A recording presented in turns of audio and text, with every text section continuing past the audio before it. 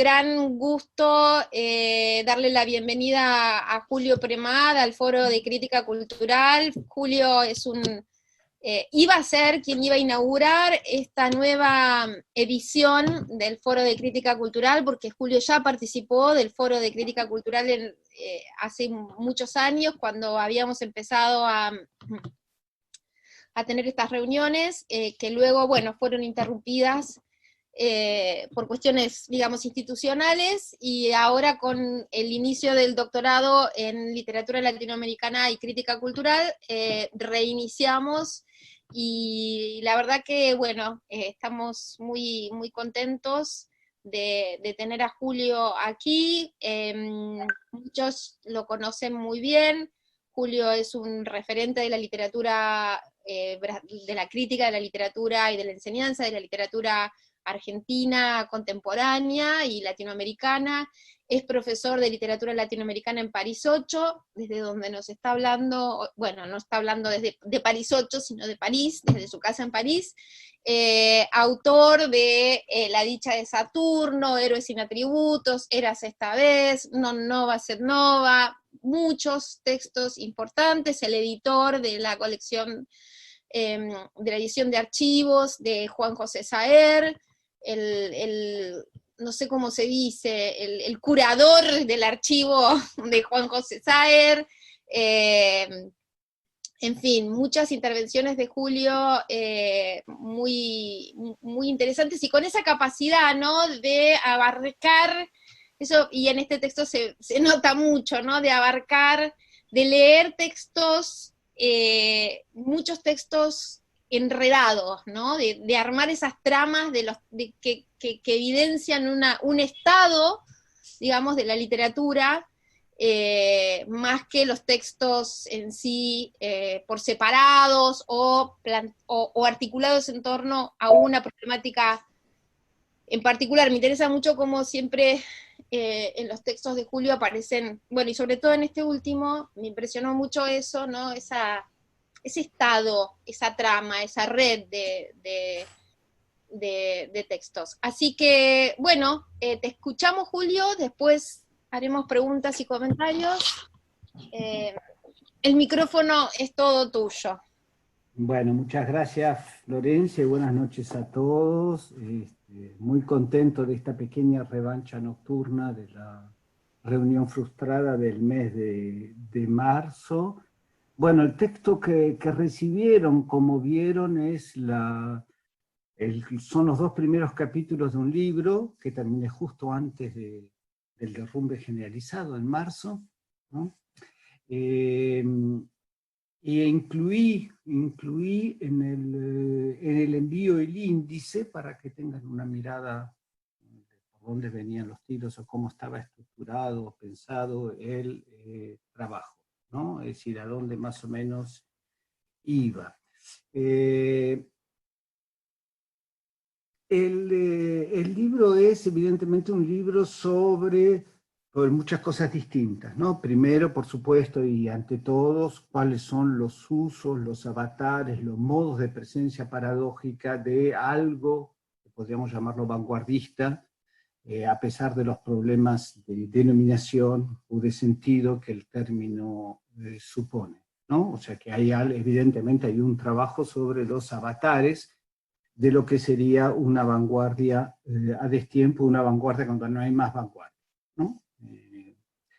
Y el libro también es un intento de pensar desde algún lugar lo contemporáneo, ¿no? O sea, tratar de definir las fronteras, los límites o los territorios posibles de lo contemporáneo, y también es de alguna forma o también contiene una hipótesis sobre la novela argentina o ciertos aspectos de la novela argentina actual, ¿no?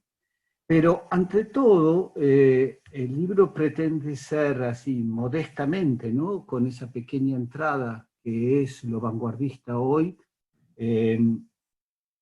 otro relato, esbozar otro relato sobre el presente de la literatura, ¿no? Es decir, un relato sobre el presente que esté un poco casi desde un principio, o por principio, a contrapelo, a destiempo de los modos habituales de narrar el presente. Es decir, como un poco algo como un ejercicio, si tomamos otra serie y constituimos otra serie sobre el presente, ¿qué resultado da? ¿Cómo podemos pensar el presente modificando la serie? O sea, tomando algo que es totalmente marginal, ¿no? Como lo vanguardista, y leyéndolo además en una perspectiva, digamos, a contrapelo de lo que sería el cambio, la novedad, la ruptura, sino más bien pensando lo vanguardista como continuación, como constancia. Entonces, ¿qué pasaría si pensamos lo contemporáneo desde eso? O sea, que es casi, me atrevo a decir, casi como un relato contrafáctico sobre lo contemporáneo. Es decir, poner en el centro algo que no está en el centro, ¿no? Y poner el acento en algo que aparentemente no es muy visible, suponiendo que eso permite quizás comprender mejor todo el resto, ¿no? Y suponiendo, por supuesto, al decir esto, que las tecnologías, el intimismo, las cuestiones memorialistas, los grandes relatos culturales, políticos o sociales sobre lo contemporáneo no agotan, ¿no? O sea que hay algo que está más para decir, y quizás romper las evidencias dando otro relato, ¿no? Eso es, digamos, como sería el objetivo último a partir de un tema que me tiene obsesionado y sobre lo que he escrito bastante, que son todos los diagnósticos de todo tipo sobre la muerte de la literatura, sobre el fin de la literatura, etc. O sea, ese relato contrafáctico también dialoga con ese tipo de diagnósticos y presupuestos. Para explicar el trabajo, entonces, voy a explicar un poco cómo diablos llegué a esto, como también un relato sobre el relato, ¿no? O sea, darle una genealogía, quizás comentar un poco el lugar que ocupa Pilia, el sorprendente lugar que ocupa Pilia en el trabajo, ¿no? Que con respecto a la vanguardia es algo absolutamente anómalo, digamos, ¿no? Y tratar al final de decir dos o tres cosas sobre, no tanto las conclusiones, pero un punto de llegada posible, sin meterme con toda la larga. El libro tiene tres partes, ¿no? Hay una primera parte que es una muy amplia introducción, porque tiene 3 capítulos, de los cuales envié 2, falta uno que es sobre, ¿no? Entonces los imaginarios temporales y la muerte de la literatura, pero en el centro hay entonces 4 capítulos de lecturas de texto, ¿no? Que voy a dejar de lado, por supuesto, voy a decir algunas cosas del punto de llegada del balance del libro. Esto tiene como punto de partida, como comienzo, si quieren, un libro sobre los comienzos, ¿no? Durante muchísimos años, como 10 años, estuve con un proyecto de libro sobre los comienzos, de definir los comienzos como un objeto crítico, ¿no? Un objeto teórico, y desde ese punto de vista recorriendo una especie de ambición mesiánica de la que espero haberme curado para siempre, porque es un proyecto de mente, ¿no? Era tratar de recorrer distintas esferas, terrenos o fenómenos del comienzo, ¿no? Entonces hay, en el libro que terminé publicando, hay una parte sobre los relatos de infancia, hay una parte sobre los orígenes, hay una parte sobre los comienzos de escritura en el sentido material de crítica genética, ¿no? Pasé 10 años con el Fondo SAR y eso deja marcas.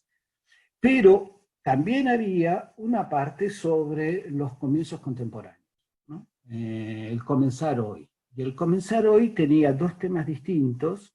El primero era una ficción crítica, también es estudiar los beginnings de los escritores hoy, de escritores, digamos, de 35 o 40 años, es decir, con algunos libros publicados, con una estética, una poética ya instalada, pero no con una obra hecha, ¿no? O sea, volver al ejercicio que se hace a menudo en la universidad, de leer los beginnings, pero leerlos sin el aspecto teleológico que tiene normalmente el análisis de los beginnings, porque uno estudia los comienzos de Borges a partir de toda la obra de Borges. El comienzo de Saer ha sido muy trabajado desde toda la trayectoria de Saer y así sucesivamente, ¿no? Mi idea era leer los primeros gestos de los escritores cuando publican sus primeros libros hasta encontrar una especie de voz como un síntoma de un estado de la literatura, ¿no? O sea, qué manera de insertarse en el presente, dialogar con el presente, qué diálogos con la tradición, qué polémicas, qué tradiciones eligen, para decirlo como lo hubiese dicho Ilia, ¿no? Escribí algunos artículos sobre Zambra, sobre Roncino, sobre Brusone en ese sentido, y ahí quedó. No sé si eso lo voy a retomar. El segundo aspecto del comienzo contemporáneo era qué es lo nuevo hoy, ¿no? O sea, retomar el mito de la vanguardia, el mito de la ruptura, y cómo entender la ruptura, lo nuevo, la radicalidad en la literatura contemporánea, con una idea atrás, muy vieja en realidad, también medio obsesiva, ¿no? Que es el ejemplo de Aira, ¿no? Muy vieja porque data de la fecha, Sandra, cuando hicimos un coloquio Aira hace quizás 20 años, ¿no? Y cuando acababa de salir tu libro, ¿no? Es decir, la impresión al leer el libro de Sandra y al leer la obra de Aira, que la irrupción vanguardista de Aira era contradictoria frontalmente con los discursos críticos sobre la vanguardia, ¿no? O sea, que el fenómeno Aira no podía tener lugar. O sea, es algo que no debía haber tenido lugar, ¿no? Digámoslo así. Y doy dos ejemplos de ese problema, ¿no? Hay una reseña de Beatriz Arlo, una excelente lectora, ¿no?, de literatura. Una reseña de Beatriz Arlo de 2007, cuando sale Peripecias del No, de Chitarroni, y Beatriz escribe: sería un libro de vanguardia si hubiese un lugar para la vanguardia en el arte contemporáneo. O sea, un poco, ¿saben?, como lo que decía Brecht sobre los obreros alemanes cuando hicieron una rebelión contra el comunismo en el año 56, decía que el Partido Comunista Alemán tenía que cambiar de clase proletaria, ¿no? O sea, que el error venía de Aira, ¿no? Venía de Chitarroni, ¿no? O sea, la historia literaria no prevé un lugar para Chitarroni, entonces el libro de Chitarroni no es un libro de vanguardia. Y en el mismo sentido, otra excelente lectora, que es Graciela Montaldo, ¿no?, en algún libro dice: César Aira es vanguardista cuando no lo necesita. Eso supone que ser vanguardista obedece a una directora interpretación de lo que es ser vanguardista, ¿no es cierto?, detrás de esa frase, ¿no? No lo necesita, pero quizás lo que yo pienso que es vanguardia es lo que está mal, no lo que hace Aira, ¿no? Es decir, esa perplejidad, ¿no? Ese problema, digamos, o sea, la incapacidad de los discursos críticos de tomar en cuenta algo que pasaba de ese lado y que desbordaba, ¿no? Libros como el de Thomas Burger, ¿no?, que es una referencia, y que no, 80 o 90% de las obras o los textos que tienen que ver con la vanguardia no entran en ese libro. Y entonces, volviendo a mi proyecto, estaban, además de Aira, Cachajian, Tabarovsky, ¿no?, pero también Belatín, Matías Celedón, en Chile, y escribí algunos artículos sobre el tema, como sobre los comienzos,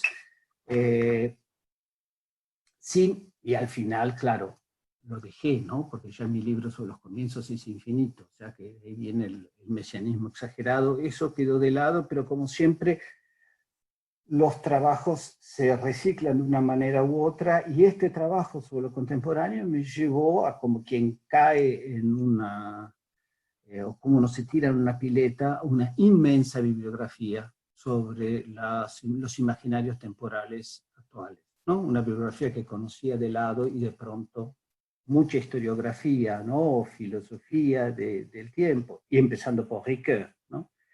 pero bueno, eso me introdujo en una masa textual y que me llevó entonces a definir un proyecto por el cual gané una beca muy, muy importante que me ha iluminado estos años de trabajo sobre imaginarios culturales, imaginarios temporales y herencias culturales en la literatura latinoamericana, ¿no? O sea que aproveché todo ese trabajo hecho gracias a estas ideas de comienzo para poder plantearme una pregunta. Veo que no me curé del mesianismo, ¿no? Pero una pregunta que es, quizás para abarcar lo contemporáneo, hay que empezar haciéndose la pregunta del tiempo, de lo contemporáneo, ¿no? Puesto que quizás lo que está en juego, la crisis actual o el nudo del actual, es una relación con el tiempo, es una crisis del tiempo en última instancia, ¿no? Entonces quizás es a través de la pregunta sobre el tiempo se puede despejar cierta visibilidad de este contemporáneo que se nos escapa de todas maneras, ¿no? Cuando ya no tenemos las categorías estables para describirlo, para identificarlo, ¿no? Entonces que quizás el tiempo era una buena respuesta, y cuando, bueno, pienso el tiempo básicamente es lugar del pasado, relación con el pasado, representaciones del pasado, ¿no? Modos de insertarse en el presente y proyecciones o no hacia un futuro distópico, ¿no? O sonriente. O sea que ese trabajo me llevó a este gran proyecto, al que le agrego un segundo punto que tiene que ver con la constatación sobre las vanguardias, que es, como decía, perdón la pedantería, ¿no? Lacan, eso de volver a Freud, ¿no? Volver a los textos. O sea, dentro de la reflexión sobre lo contemporáneo, tratar en la medida de lo posible y frente a la desorientación de la crítica actual, frente a cierta ilegibilidad de la literatura actual en términos literarios, ¿no? Frente a esa ilegibilidad, en alguna medida volver al objeto de estudio, ¿no? O sea, restaurar un objeto de estudio de alguna medida desprestigiado en la academia, ¿no? Con diferentes grados según las áreas culturales de las que se trata. En Francia el fenómeno es mucho menos fuerte que en Estados Unidos, por ejemplo, para poner dos polos, ¿no? de la oposición.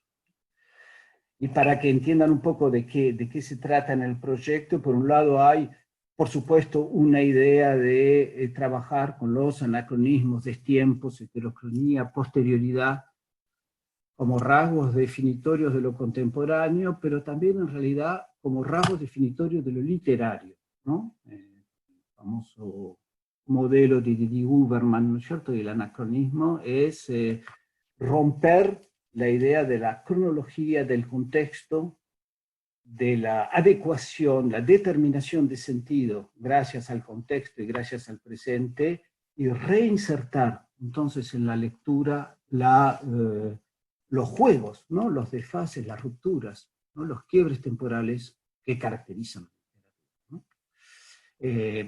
Otra idea, y que tiene que ver con lo de la vanguardia, es tratar de formular una revisión de la historia literaria en su sentido más amplio, es decir, no la historia literaria que se publica en ediciones específicas o los manuales con los que se enseña la literatura en la secundaria, sino esa especie de gran relato que engloba nuestras prácticas críticas y pedagógicas, en donde nos referimos de cierta medida a la historia literaria, nos referimos de cierta medida a categorías de la historia literaria, nos referimos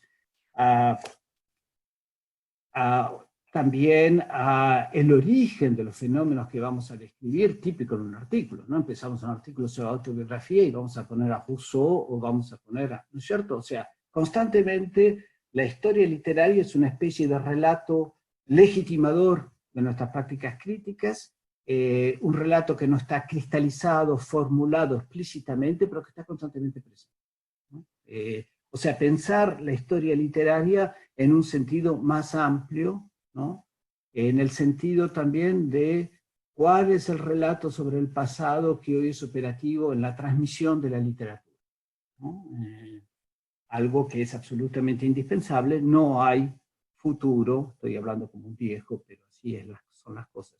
No hay futuro sin un relato del pasado, ¿no? O sea, ¿qué hemos heredado? ¿Cuál es el testamento, la falta de testamento del pasado que hemos heredado? ¿Y cómo narramos esa falta o esa presencia? Estoy citando a Hannah Arendt, ¿no? Que dice que nuestra generación recibió una herencia sin testamento, sin saber dónde están los valores y los tesoros, ¿no? En lo que heredamos. Otro ejemplo de lo que se podría estudiar en esta perspectiva, también algunos artículos, y no sé si ven mucho más allá, es pensar la irrupción masiva y un poco asfixiante de la autobiografía y la biografía, ¿no es cierto?, en la literatura contemporánea como una forma temporal, o sea, como un esquema temporal, ¿no? O sea, pensar eso desde lo que supone la narración de una vida, la memoria, etcétera, sobre el padre, muchos libros sobre la vida del padre.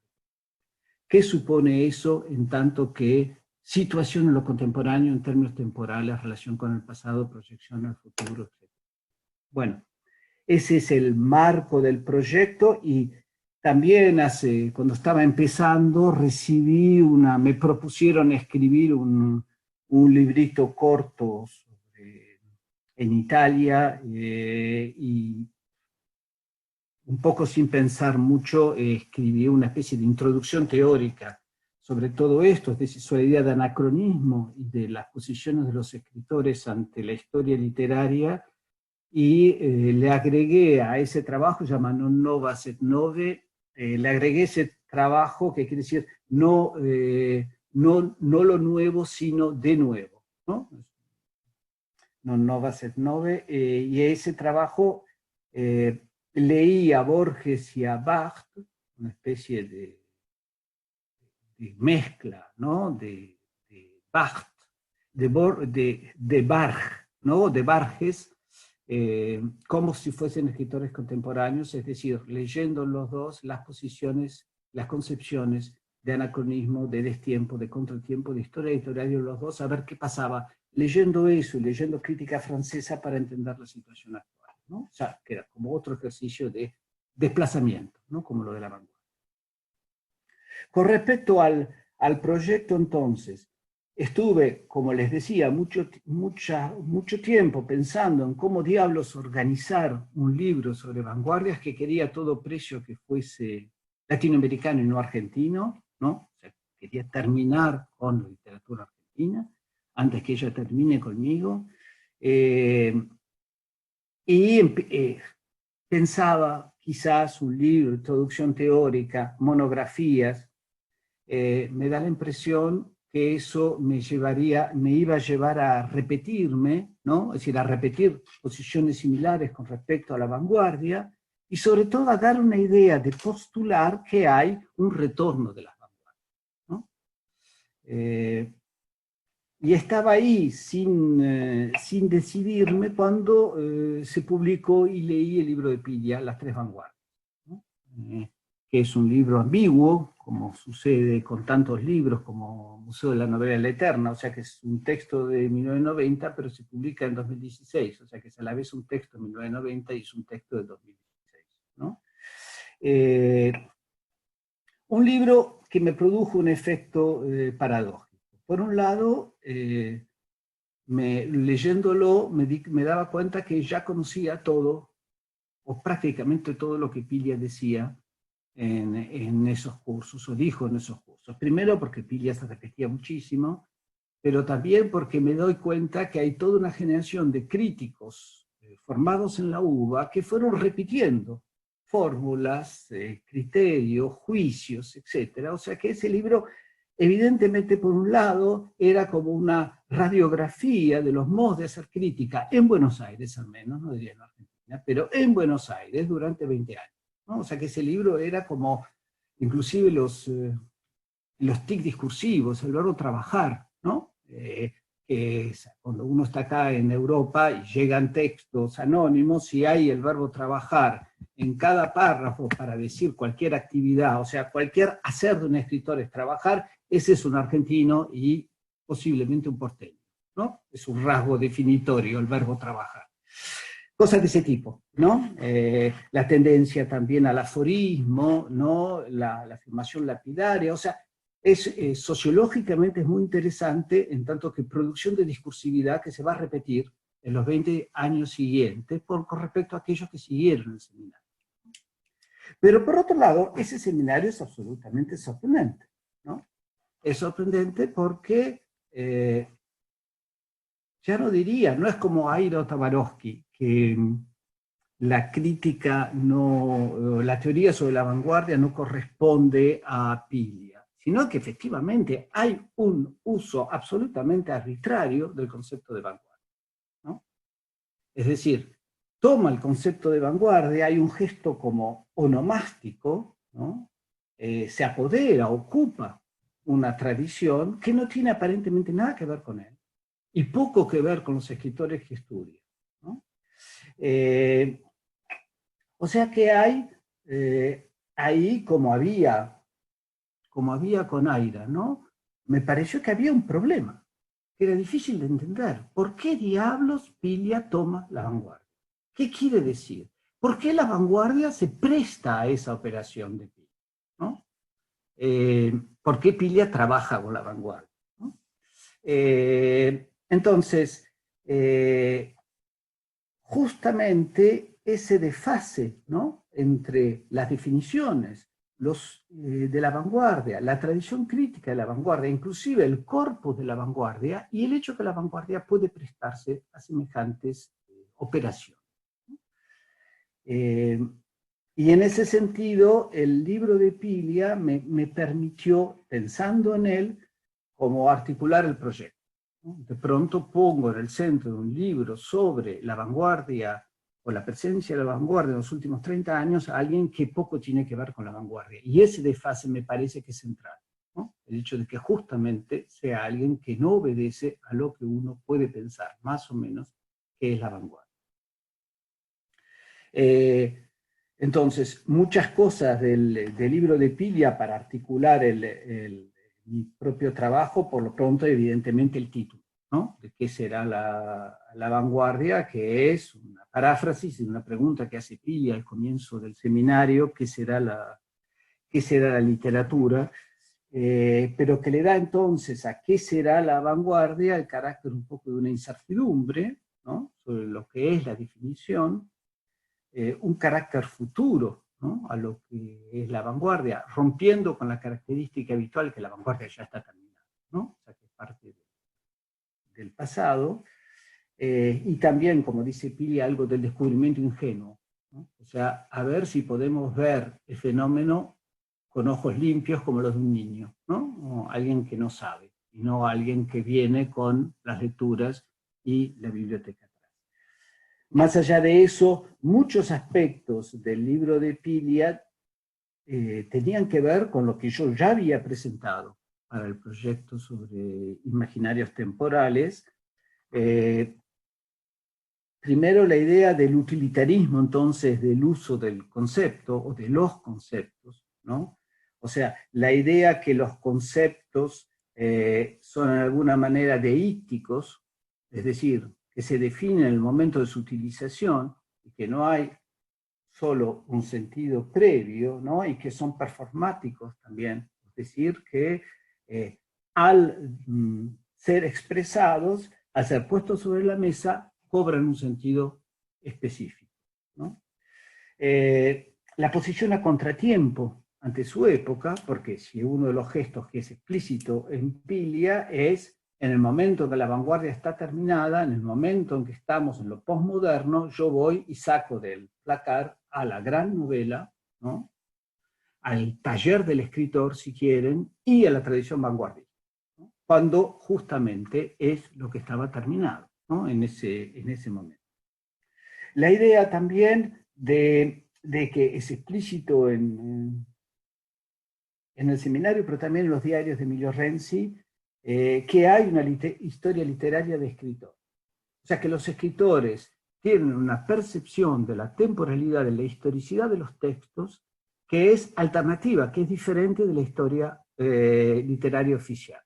Y que hay que tomar en cuenta, cuando se piensa las grandes dificultades de lo que es una historia literaria, es fundamental tomar en cuenta las otras historias literarias, esas de los escritores. En un país como Argentina, en donde no solo estuvo Pilia, que tiene toda una especie de historia literaria ficticia, pero sobre todo Borges, ¿no? Que es un ejemplo, creo, uno de los más importantes del siglo XX, en tanto que construcción de una teoría de la historicidad de los textos a partir de un escritor y a partir de presupuestos más o menos ficcionales, ¿no? O sea, una historia no historiográfica, ¿no? Una historia de escritor.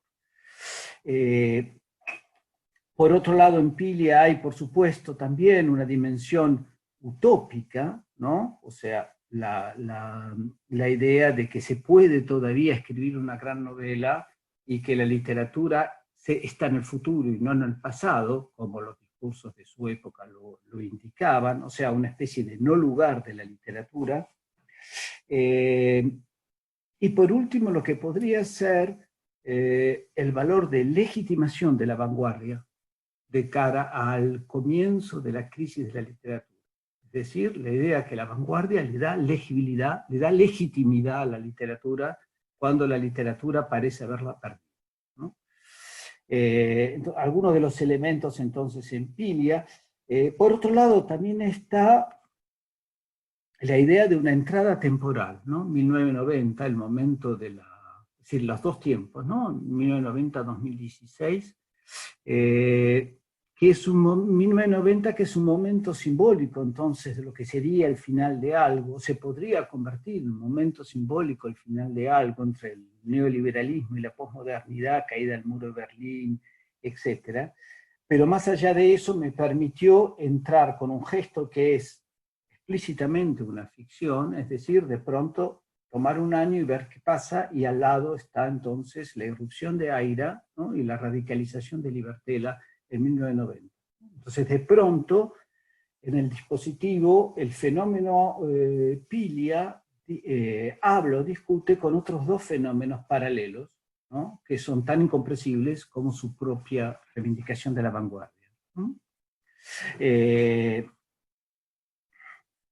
También entonces, con la doble fecha, eso permite salir de esa idea de la neovanguardia actual, ¿no? Y darle una unión con los años, la literatura actual con los años 90, los años 90 con los años 70, ¿no? Y entonces en algunos años 70 con los que dialogan Pilia, Aira y Libertela, ¿no? Y de pronto entonces ir más hacia una idea de constancia, de permanencia de algo que tiene que ver con la vanguardia y por lo tanto de redefinición, ¿no? O sea, de transformación por la permanencia. No decir que la vanguardia irrumpe, sino que paradójicamente la vanguardia sigue, ¿no? Y al seguir cambia de sentido.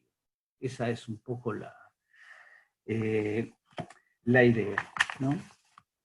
Y por eso puse una sección, bueno, me concentré en Pilia, Libertela y Aira por las radicales diferencias entre ellos. No solo la importancia de los fenómenos, sino las diferencias radicales. Es decir, tienen concepciones de la literatura y prácticas de la literatura muy, muy alejadas entre sí, ¿no?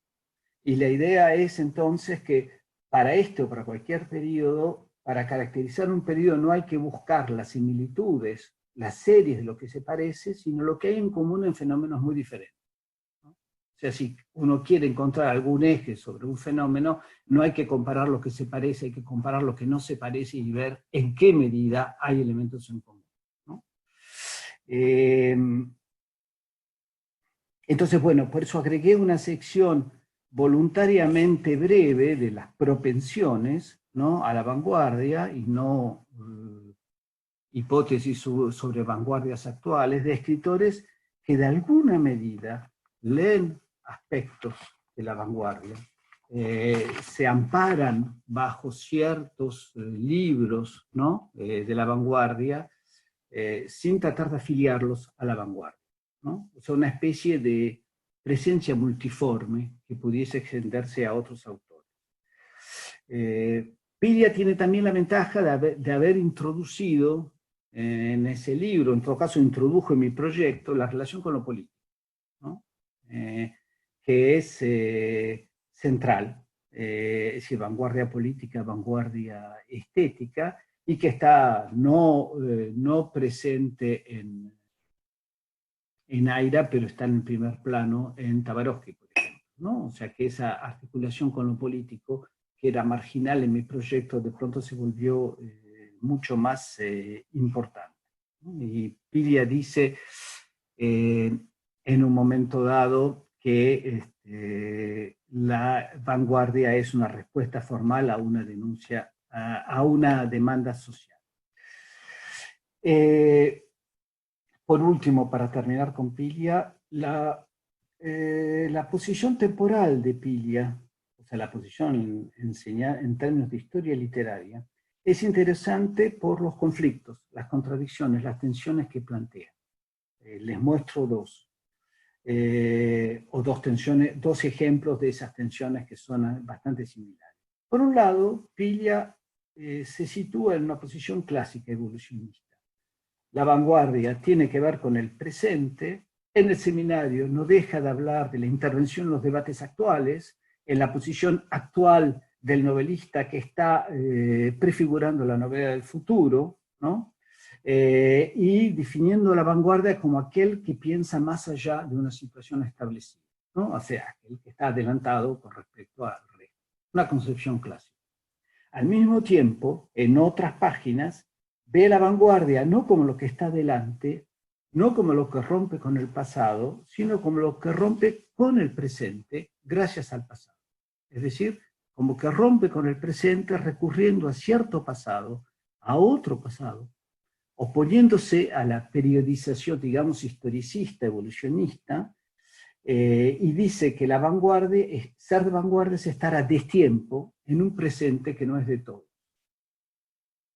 Otro ejemplo, en un momento dado, en la presentación identifica 3 momentos sucesivos de la vanguardia clásica, histórica y la neovanguardia.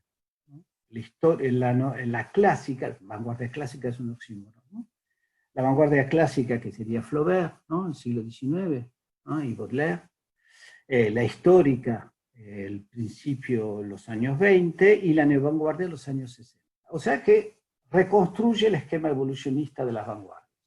Pero páginas después identifica a Saer con la vanguardia clásica, a Walsh con la vanguardia histórica, a Puig con la neovanguardia. Es decir, que en los años 70 simultáneamente había un siglo de vanguardia en la novela argentina, según el planteo de Piglia, ¿no? O sea que según ese mismo planteo hay un tiempo desorientado, ¿no? Hay una forma de anacronismo, una manera de presencia múltiple de tiempos simultáneos. O sea que reproduce el sistema, lo que yo les decía, esa especie de relato mítico sobre la historia literaria que recorre nuestras prácticas, y al mismo tiempo lo contradice, ¿no? Lo pone en tensión, ¿no?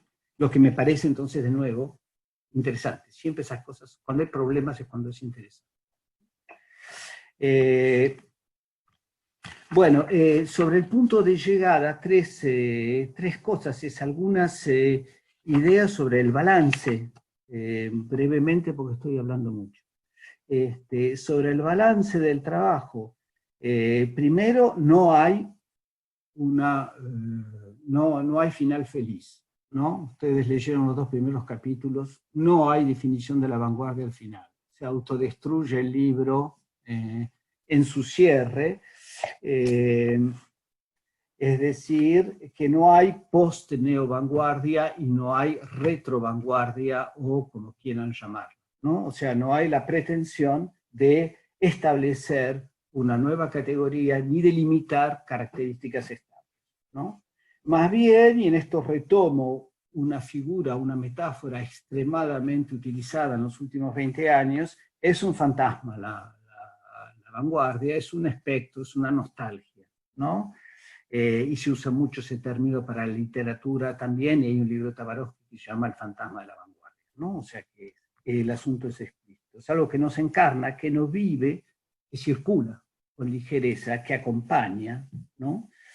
Hay usos, propensiones, nostalgias, tentaciones, por la vanguardia, por la oposición, por la subversión, por aquella época en que había futuro, por aquella época en que se podía inventar, ¿no? Y en ese sentido, el fantasma de la vanguardia tiene que ver con una dimensión utópica, que sería el lugar de la literatura, pero también en muchos discursos el lugar de la izquierda, ¿no? Piensa en el fantasma de la izquierda de Derrida o la melancolía de izquierda de Enzo Traverso, ¿no? O sea que el refugio de aquello que ya no puede ser es la utopía, es el fantasma, es lo imposible. Una segunda idea es el interés, me parece, como hermenéutico o la fertilidad de estudiar lo que serían las escenas temporales, ¿no? O sea, los modos de representar relaciones de tiempos en los ensayos o en los textos literarios, ¿no? La dramaturgia, las significaciones, las ficciones de historicidad. Recuerdan a Ricoeur, el tiempo no se puede pensar, pero sí se puede narrar, ¿no? Y yo les diría que no solo se puede narrar, pero también al ser representado por la literatura se puede desbaratar, ¿no? O sea, se puede deconstruir. Y bueno, a lo largo de los diferentes autores traté de concentrarme en las diferentes ficciones de tiempo, ¿no? Desde la vuelta a lo arcaico, a lo intestinal, a lo primario en Libertela, a ese dispositivo loco de movimiento constante de aire contra cualquier detención que implicaría muerte y sentido, ¿no? O sea, esa necesidad de estar en constante movimiento, que es un gesto absolutamente melancólico ante el horror de la detención, ¿no? O del derrumbe que supondría la detención, ¿no? O el retorno obsesivo de lo mismo, la irrupción transformadora, etc. En todo esto hay, bajo formas extremadamente diversas, la idea de la presencia de un pasado que no pasó, ¿no? Que sigue siendo operativo, ¿no? Con esa reivindicación que decía utópica, inverosímil de lo que no sucedió, ¿no? De los deseos del pasado, de los combates perdidos del pasado. Una tercera constatación tiene que ver con la forma, ¿no?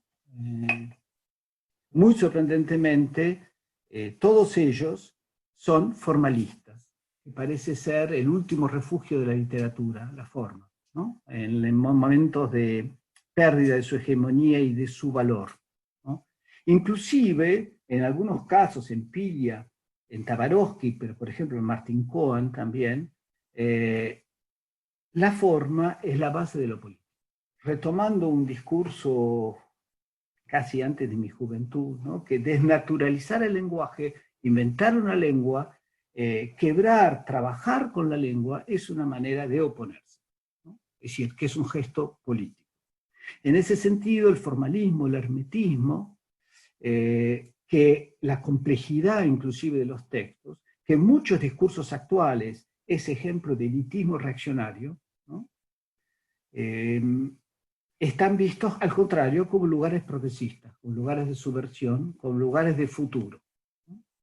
Totalmente a contramano de lo que serían los discursos actuales sobre heteronomía, autonomía, etc., ¿no? O sea que en ese sentido este formalismo tiene que ver con Adorno, pero con un Adorno bien leído, es decir, Adorno cuando decía que la autonomía de la literatura depende absolutamente del contexto de producción.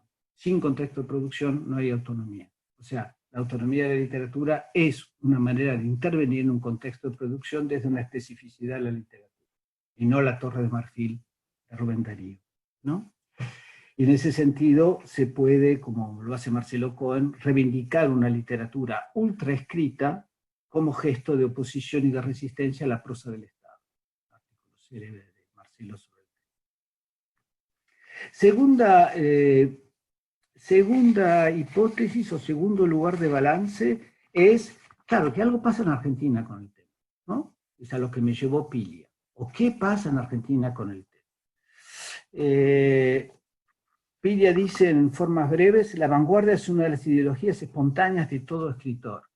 Quizás, en todo caso, es una ideología espontánea de todo escritor o toda escritora argentina, ¿no? Y comparando con Colombia, con México, incluso con Chile, menos, ¿no? Pareciera entonces que esa presencia de la vanguardia tiene algo específico, o tiene una encarnación específica en Argentina. Ni hablar de Francia, que la vanguardia es una especie de cosa trasnochada totalmente fuera de cualquier actualidad. Por supuesto, podemos pensar que hay un tipo de tradición, yo les diría, dime cuáles son tus figuras referenciales y te diré quién eres, ¿no? O sea, cuáles son los grandes escritores argentinos, cuáles son los escritores canonizados en Argentina, y encontramos prácticamente en todos una dimensión vanguardista más o menos explícita, ¿no? Por supuesto, Arlt, Macedonio Fernández, Girondo, Pizarnik, Borges, ¿no? O sea que frente a lo que sería una literatura francesa, en donde los grandes escritores van por otro lado, ¿no? O representan otros valores. O sea que hay una tradición de oposición de radicalidad y también una prosapia de marginales, de raros, de escritores a destiempo, que en alguna medida están incluidos en el funcionamiento del sistema. Pienso en Di Benedetto, Filoi, Gombrowicz, o el lugar de ciertas mujeres, ¿no? Como Lange, Ocampo, Dermisace, ¿no? Es decir, un país como Argentina que le dedica un volumen de una historia de la literatura a Macedonio Fernández, ¿no? Y canoniza a un escritor totalmente incanonizable como es Osvaldo Lamborghini. O sea que algo pasa en Argentina y que seguramente esto tiene que ver también con la tradición argentina autorreflexiva y de teorización de la literatura por parte de los escritores que en alguna medida deben de justificar por qué escriben lo que escriben. Y esto no es tan fuerte, me parece, en otros sistemas literarios. La vanguardia tiene evidentemente que ver también con la presentación la presencia de lo político en la literatura argentina, que es un rasgo definitorio, ¿no? O sea, la obsesión de lo político en la lectura de la literatura es un rasgo definitorio, o sea, de manera explícita o implícita, hay siempre una puesta en relación del discurso literario con una especie de corrección o posición ideológica. Así como en México hay una relación constante con la historia mexicana y con la identidad, en Argentina lo político ocupa ese lugar. Muy diferente entonces con Francia, obsesionados por el estilo elevado y la intimidad, ¿no? Eso está presente, por ejemplo, en el valor de la pureza de los escritores ante el mercado, ¿no? Como referente ético evidente. Todo el tiempo se juzga a los escritores por su pureza frente al mercado, ¿no? Eso también está presente en la creencia en la novedad, la ruptura, el final, el comienzo, la fundación, ¿no? Lo que me parece que podría ser pensado como un mito de la literatura argentina, como requisito de la literatura argentina, que no funciona para nada así, ¿no? O sea que en Argentina esa es la idea, que la vanguardia es una tradición de legitimación y de legibilidad de lo escrito, ¿no? Gracias a una posición marginal, de opositor, de invisible, de radical, de raro, etc. Y esto puede rastrearse en el hecho de que escritores como Martín Cohen o Alan Pauls, que no tienen nada que ver con la vanguardia en sus prácticas de escritura, reivindiquen a la vanguardia en sus ensayos, ¿no? Como si hubiese, para ser un gran escritor en Argentina, que ponerse en alguna medida, encontrar alguna afiliación, ¿no? Con la aristocracia de la vanguardia, para poder ser escritor. Último punto, sobre la historia de la literatura, ¿no? O sea, los problemas planteados, que a pesar de la deconstrucción desde hace 50 años de ciertas certezas modernas, el evolucionismo, el nominalismo, la teoría del reflejo, el valor del contexto como clave explicativa, en esos relatos que acompañan nuestras prácticas, siguen imperando o han vuelto a imperar ideas como el contexto de determinación absoluta o garante de sentido, las generaciones de alguna medida, los cambios y finales como motor de la historia literaria, ¿no? Me parece que eso merece ser pensado y estoy en eso como ustedes saben. Y frente a eso algunas preguntas para terminar, no afirmaciones, pero algunas constataciones y formas de pregunta, ¿no? Con respecto a la historia literaria, con respecto a la historicidad. Primero, para describir cualquier periodo, presente o pasado, de la literatura, por supuesto, hay que preguntarse cuáles son las hipótesis que tenemos sobre la historicidad de la literatura. A saber, cuál es el motor y la justificación de los cambios de la literatura. ¿Por qué lo contemporáneo es diferente de los años 90 a los 90 de los años 60? ¿Qué teorías sobre los cambios de la literatura? ¿Qué es lo que cambia? ¿Cambia lo social? ¿Cambia lo ideológico? ¿Cambian las influencias? ¿Evolucionan las formas? ¿Hay necesidad de evolucionar las formas? Es decir, se podría uno preguntar qué hipótesis entonces sobre el motor del cambio de la literatura está en juego en la definición de cualquier periodo de la literatura, ¿no? Hay un libro muy lindo en Francia que dice que hay que distinguir, de Laurent Genie, que dice que hay que distinguir la evolución y los cambios de los discursos literarios sobre las creencias en ciertas formas y fenómenos. Es decir, por un lado están las prácticas y por otro lado están las ideas sobre las prácticas, ¿no? Entonces, ¿qué ideas sobre las prácticas tenemos? ¿Qué idea del motor estamos haciendo funcionar cuando describimos un periodo? Una segunda serie de preguntas concierne lo que cambia. Porque claro, ¿qué es la literatura? ¿No? O sea, ¿qué ponemos detrás de la palabra literatura? No hay dos usos de la palabra literatura que remitan al mismo referente. A la historia de los textos, historia de las formas, historia de las instituciones, historia de la edición y circulación, etcétera, etcétera, etcétera, ¿no? Es decir, entonces para identificar un periodo, es decir, estamos describiendo qué, ¿no? ¿Qué nivel estamos describiendo? Ejemplo clásico que a mí me pone nervioso es la irrupción de los textos digitales implican el final de la literatura, porque cambia el soporte, entonces cambió la literatura, ¿no? A ver, estamos hablando de cosas distintas, me parece, ¿no? Creo yo. Tercera pregunta. Frente a los estudios múltiples de sociología, estudios culturales, historia de las ideas, historia del libro, historia de las técnicas, etcétera, etcétera, hay evidentemente un resto en los textos literarios que no se deja abarcar por esa serie de hipótesis, ¿no? Entonces, ¿cómo hacemos para pensar el resto? No cómo hacemos para pensar la edición, la sociología, los cambios de una cultura que están a la vista, ¿no? Pero justamente el problema de la historia literaria es qué hacemos con el resto. Es aquello que resta cuando terminamos esta serie de acercamientos, ¿no? Y por supuesto mi idea es que ese resto es lo literario, ¿no? Entonces eso se gira al redondo porque qué es lo literario y así es, ¿no? Después, mucho discurso en mi libro en contra del nominalismo, ¿no? Es decir, la idea de categorizar con un nombre que termina volviéndose un objeto sacralizado, automatizado, y entonces, como dirían, ¿no?, los formalistas rusos, no se ve más el objeto porque la repetición de la categoría invisibiliza los textos, ¿no es cierto? Vanguardia o realismo son dos ejemplos paradigmáticos de eso. Es decir, términos que remiten a cierto tipo de usos y ya no remiten más a un objeto, ¿no? Pero ¿cómo hacer para describir entonces los fenómenos sin recurrir a esas facilidades pedagógicas que destruyen el objeto con la categoría, ¿no?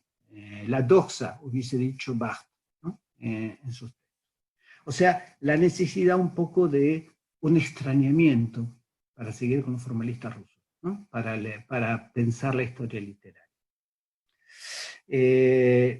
Por supuesto, ¿qué diablo hacemos con la heterocronía de la literatura y de cada periodo, cómo organizar un relato si hay una multiplicidad de tiempos y de tradiciones presentes simultáneamente, ¿no? O sea, cómo fabricar un relato y esa famosa transmisión, dejando de lado el evolucionismo, la cronología, que son sistemas narrativos, pero también explicativos, ¿no?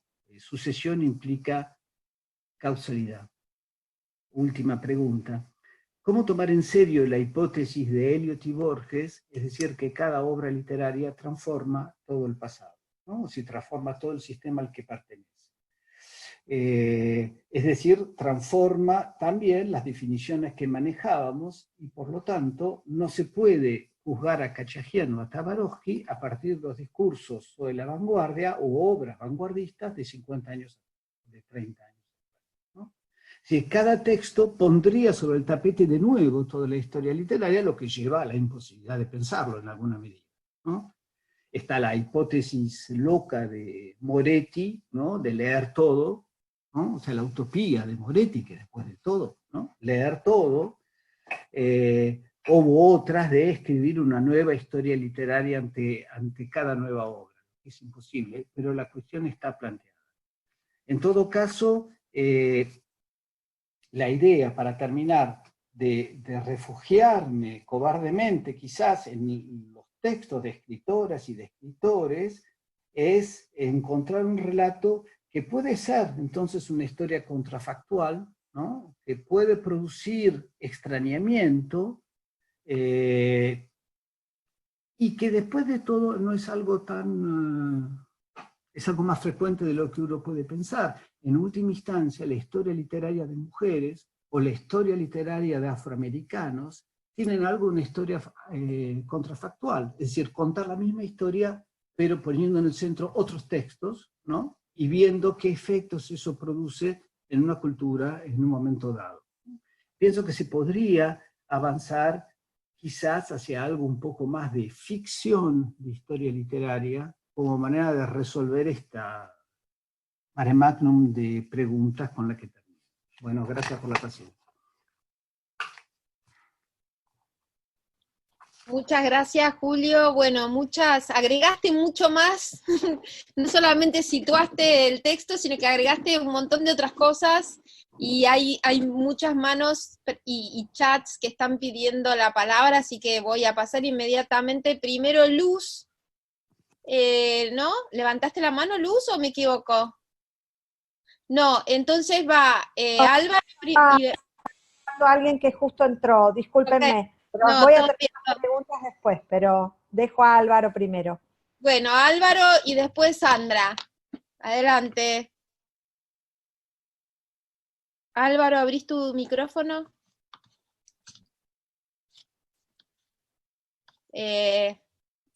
No sé si... La conexión de Álvaro parece medio chunga. Ahí está.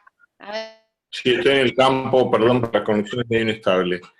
Bueno, muchísimas gracias por la presentación, Julio, la verdad que me encantó escuchar tu libro. No pude leer los archivos que enviaste porque estoy desbordado de clases, como tanta gente, de corrección, pero me resultó súper estimulante escucharte y espero con mucha ansia leer tu libro como tantos otros que ya he leído.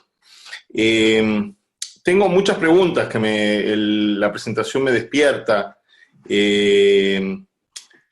y varios comentarios, ¿no? Voy a tratar de ser sintético porque me imagino que hay muchas personas que quieren hablar. Bueno, sobre todo me parece que en el centro de tu presentación está Piglia, digamos, ¿no? Está Ricardo, y leo un Piglia. Estaba pensando mientras te escuchaba en el provincianismo pigliano, ¿no? En Piglia como provinciano, yo estoy pensando mucho en la cuestión de la provincia, es uno de los temas que me obsesionan en este momento, y pienso en la provincia de Piglia, sobre todo porque Piglia es un lector, bueno, es un escritor, digamos, ¿no? Es un escritor con muchos límites, y sobre todo lo que observo en tu trabajo es que vos dialogás mucho con la lectura de Piglia, que es una lectura que ahora en Argentina tenemos un debate muy intenso con la cuestión de los géneros. Quizás has escuchado algo sobre lo que ocurrió en el Fondo Nacional de las Artes, y lo que Piglia lee es todo narrativa. La poesía está completamente ausente, tanto en Piglia como en tu propia presentación, que aunque intenta alejarse de la provincia argentina, creo que queda muy enclavada en la provincia argentina, en la provincia pigliana, digamos, ¿no? Una provincia que dentro incluso de la Argentina es un fragmento muy parcial, que toma fuentes, digamos, de prosa, de narrativa, y deja fuera muchos autores y mucho de la producción literaria latinoamericana contemporánea, incluyendo la gran provincia brasileña, ¿no? que también está ausente en tu lectura, y que bueno, para los argentinos sigue siendo muy importante, para nosotros la literatura brasileña, y eso está muy borrado. Pero quiero ser muy puntual en una pregunta que tiene que ver con Bolaño, a quien no mencionaste en tu presentación, y que es un lector que creo que sería interesante, digamos, recuperar un poco la lectura que hace Bolaño de la vanguardia. Porque Bolaño es un lector, digamos, muy crítico de la vanguardia, ciertas experiencias de la vanguardia, y hay un debate en torno a la vanguardia que todavía tiene ecos contemporáneos, y que tiene que ver justamente con lo que ocurre en el género de la poesía, que en tu lectura me parece que está bastante, digamos, bastante afuera de tu radar, ¿no? Así que un poco mi pregunta venía un poco por ese lado. También quiero señalar otra cuestión, que es que en la mayor parte de los autores que vos citaste, debo incurrir en una cuestión que tiene que ver con la corrección política. Son todos autores hombres, digamos, no hay escritoras mujeres, que en este momento son, sobre todo para pensar lo contemporáneo, ¿no? Pienso en Gaby Cabezón Cámara, que para nosotros es una autora, digamos, muy importante en este momento, que está teniendo un impacto enorme por sus últimos libros, digamos, y por su presencia tanto en el mercado como en las discusiones sobre literatura contemporánea. Pero pienso también en la poesía, digamos, ¿no? Pienso en Chile, en México, en Brasil, donde la poesía ocupa un lugar muy central, y tu lectura, aunque aspira y tiene una vocación de salir de esa discusión fuertemente argentinocéntrica, creo que queda fuertemente recluida dentro de esa discusión, de la que Piglia es parte. Porque Piglia lee narrativa, lee tres autores hombres, digamos, Libertela, Aira, Walsh, Saer, son todos autores modernos, un poco envejecidos hasta cierto punto, digamos, ¿no? Y no tiene cierta capacidad, cierta sintonía de leer otras cosas que se están produciendo, tanto en la Argentina, pero sobre todo en un marco más allá de la Argentina. Por eso quiero señalar esa marca de provincianismo argentinocéntrico, del cual Piglia es un ejemplo bastante notable, ¿no? Y creo que vos lo detectás con mucha perspicacia en tu presentación, en tu libro, pero que eso merecería desarrollarse un poco más, y también para verificar y poner en cuestión ciertas concepciones o ciertas miradas de la literatura contemporánea latinoamericana, que es un objeto muy inasible, digamos, ¿no? Y donde la poesía en nuestra tradición literaria ocupa un lugar extraordinario, importantísimo, ¿no? Ni que hablar fuera de la Argentina, donde en la Argentina siempre la poesía ha sido, digámoslo así, un género marginal. Volvemos a la discusión del Fondo Nacional de las Artes, que estalló en las últimas semanas aquí en Buenos Aires, pero que también en el campo de la literatura latinoamericana, pienso fuera de la Argentina, más allá de la Argentina, ocupa un lugar importantísimo y que, digamos, en lo que escucho de tu presentación, no tiene una presencia muy importante. Solo quiero señalar una cuestión más. Sí, perdón. Termino. Porque hay Ya sé que es varios. muy largo. Sí. Una última observación. Me interesa mucho Piglia como teórico, y sobre todo los límites de Piglia como teórico. Piglia es completamente impermeable al postestructuralismo. Él siempre lee a los formalistas, lee a Brecht, y no va mucho más lejos de eso. Ese es su archivo. Es un archivo muy corto, digamos, ¿no? Y es un archivo que se refleja en esa teoría de la vanguardia completamente anacrónica. Corto ahí. Punto. Bien. Bueno, voy a tratar de no dejarme llevar por la tentación de contestar a todo lo que dijiste, y nos debemos una conversación, Álvaro, sobre el tema, sin lugar a dudas. A ver, varias cosas. Una palabra sobre lo último. No hay que leer a Piglia como un teórico, ¿no? Hay que leer a Piglia como un escritor que inventa teoría literaria, ¿no? Doy un ejemplo. En las tres vanguardias dice que la definición de la vanguardia es una respuesta formal a una demanda social, y que eso lo leyó en Benjamin, el libro sobre Baudelaire. Pero en otros textos la misma frase está atribuida a los vanguardistas rusos, y en textos censurados, nunca publicados, es decir, nunca republicados, le atribuye esa frase al camarada Mao. O sea, es una ficción crítica, ¿no? Es decir, si lo leemos desde la teoría literaria, se destruye y desaparece inmediatamente.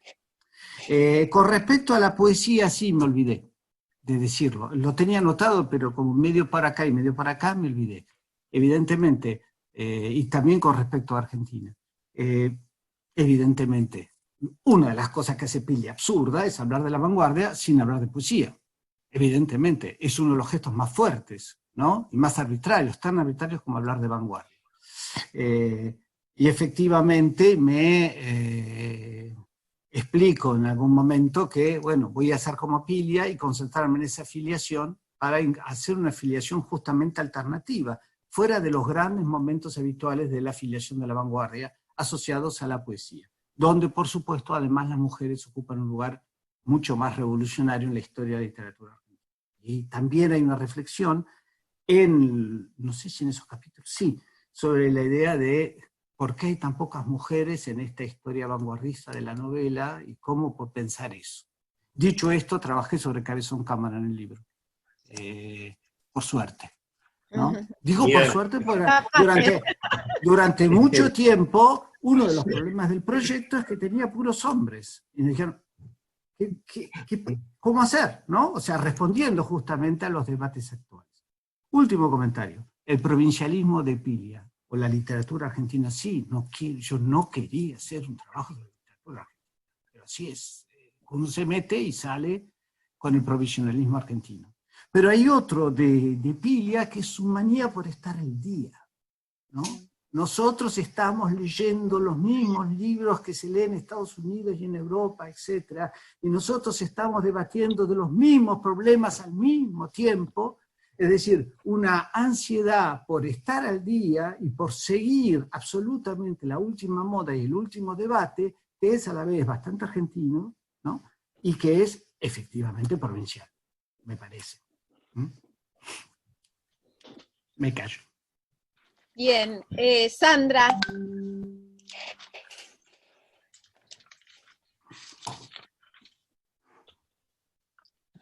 Ahí está.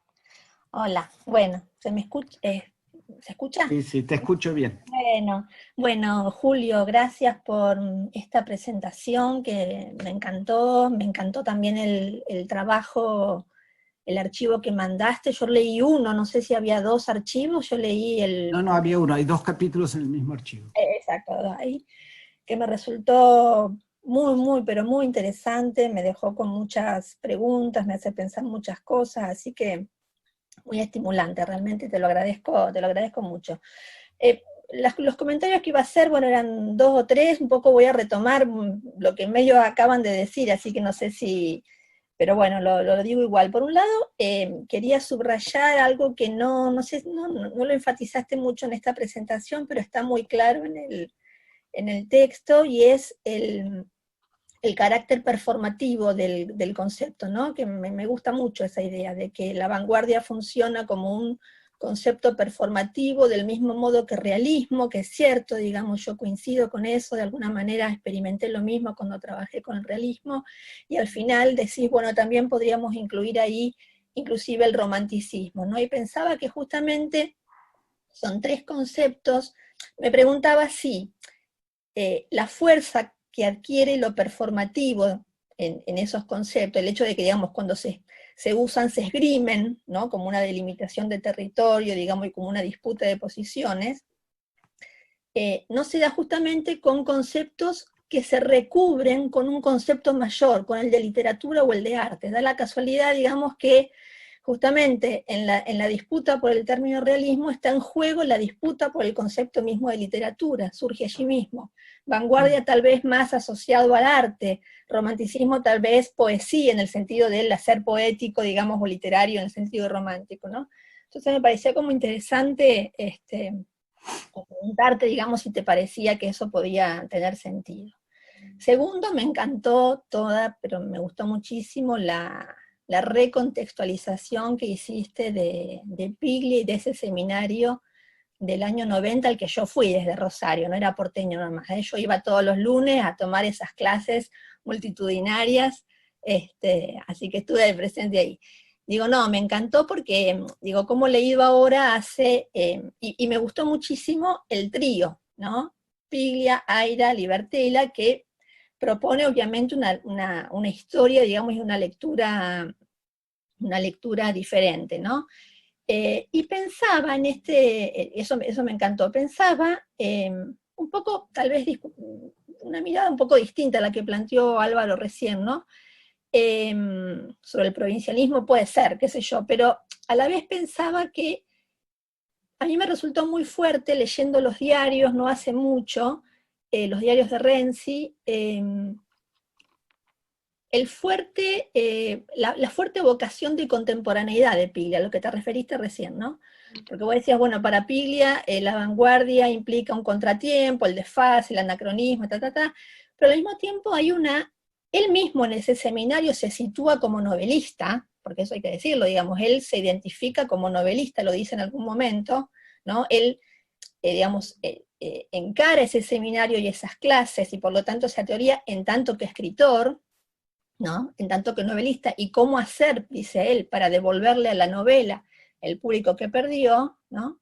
Que perdió, digamos, con los relatos que predominan por los medios masivos, y es notable, digamos, cómo en los diarios de Emilio Renzi, él se coloca en ese trío también, porque más de una vez dice, bueno, Saer, Piglia o yo, Saer Puig o yo, hemos puesto la literatura argentina al día, digamos, en diálogo con lo que se está produciendo en el siglo XX, o por lo menos después de Joyce, ¿no? Entonces, me parece interesante también marcar esa, digamos, a la par del desfasaje, del contratiempo, el anacronismo, esa voluntad de contemporaneidad, ¿no?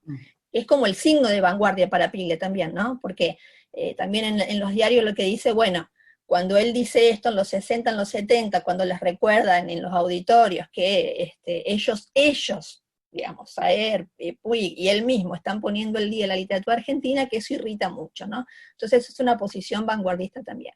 Y por último, mencionar esto de las mujeres, que cuando yo te leí en el trabajo, que decías que te habías encontrado con que no había casi mujeres en el corpus que ibas armando, bueno, me encantó leerlo y me encantó, digamos, la vuelta que le encontraste, porque yo estoy trabajando con narrativas de larga duración, con la gran novela, con las novelas largas, ¿no? Con la novela monumental, con la novela ambiciosa, y me pasa lo mismo, digamos, me he encontrado con que son hombres, básicamente, no, y no porque las mujeres no escriban novelas largas, por supuesto que hay, pero sí lo que no encuentro demasiado es que una novela escrita, que las novelas escritas por mujeres estén animadas de ese carácter de ambición, ¿no? Ese carácter de ambición, digamos, o de desmesura, que es lo que vos planteás acá, ¿no? Citando a esta crítica, no me acuerdo, Anne Jefferson, creo, ¿no? Y decís que tal vez la idea de vanguardia implique una arrogancia, o un deseo de arrogancia, digamos, o una insolencia, ¿no? Y entonces pensás el lugar de la mujer o de lo femenino en relación con eso. La verdad que me resulta súper interesante y súper estimulante, y me preguntaba en este sentido si Gabriela Cabezón Cámara, a la que vos incluís en el corpus, ¿en qué medida ella digamos, en qué medida su literatura o ella como que se identifica como vanguardista? Porque la novela que trabaja con eso es la que hace una parodia de la vanguardia, ¿no? Entonces, digamos, ¿cómo jugaría ahí esa arrogancia o esa insolencia cuando, digamos, esa novela parodia y juega con eso, y si la literatura de Gabriela no tiene más que ver, sobre todo en Las aventuras de la China Iron, con la horizontalidad, ¿no? Con el crear, digamos, un espacio de libertad en la comunidad. No sé si se entiende lo que digo, ¿no? Pero un poco... Yo sí, al menos. Bueno. Bueno, te contesto rápidamente porque la mayor parte de las cosas... Bueno, por un lado, no, empezar. Tus libros estuvieron sobre la mesa durante todo este trabajo, sobre realismo, sobre aire, artículos, etcétera. Entonces es una maravilla poder dialogarlo con vos y que te haya gustado. Bueno, gracias. Eso. Después, sobre lo performativo y el hecho de la asociación entre la categoría y la literatura en sí, es el último párrafo del libro. O sea que estoy spoileando el final.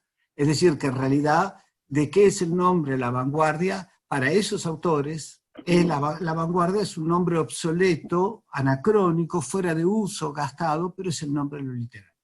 Claro. O sea que, de acuerdo. Sobre la contemporaneidad de Pilia. Claro, es que la contemporaneidad, ese es el problema. No hay que reemplazar, a ver, no nos vamos a volver paseístas, reemplazar el presente por el pasado y el contexto por la nostalgia de la belleza de otrora, ¿no? No es eso de lo que se trata.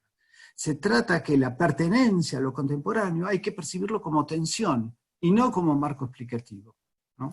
Y que justamente siempre se está dentro y afuera, ¿no? Claro. Y lo que vos marcás de Pilia, ¿no? Que efectivamente quiere patear lo contemporáneo para imponer una posibilidad de gran novela argentina todavía, es un gesto a la vez anacrónico y de intervención inmediata en lo contemporáneo. Claro. O sea, que es típico de lo que es la pertenencia o la historicidad de la posición de un escritor.